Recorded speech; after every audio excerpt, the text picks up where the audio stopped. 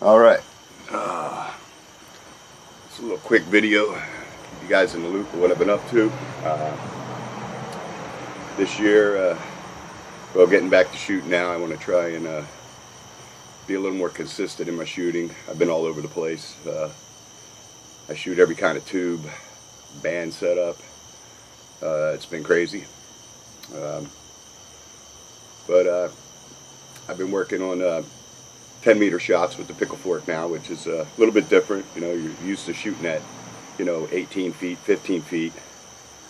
And right now my goal is taking out targets at 10 meters, 33 feet.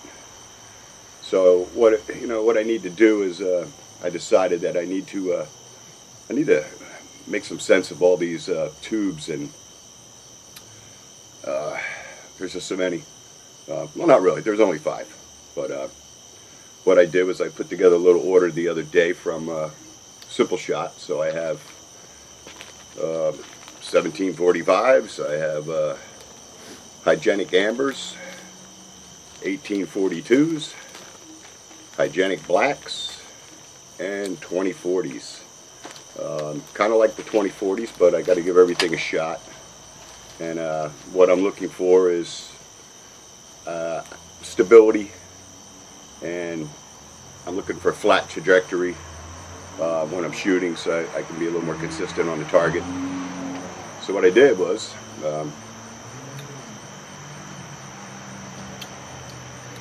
I took 5 of my my OPFSs from barrel, and I banded them up,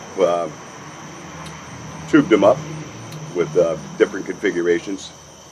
I cut all my tubes at 6 3/4 inches, and when I set them up, it gives me a 5-inch working length, and that's what I'm going to go with. So right here we have your 2040s, 1842s, 1745s, hygienic blacks, and your hygienic ambers. What I did notice right off the bat, as I was testing the draw on them, I really like the hygienic tubes, and I think in the end it's going to come down between this hygienic amber and these 1842s, but it's a little early to tell. But I think this is where it's going to come down to. But I also noticed that because of the type of tube, I mean, I get like on the draw, I'm getting like an extra 4 inches, and I don't know if that's really going to work out with speed shooting. So I may have to cut them down to 4.5 inches, because that's what I'm going for, is the speed shooting, and it really needs to be consistent. So we're going to see what happens, and I'll get back to you guys and let you know how it all works out, and eventually what's going to happen is I'm just going to scrap all these tubes and just stick to one tube. I mean, I shoot an SPS, and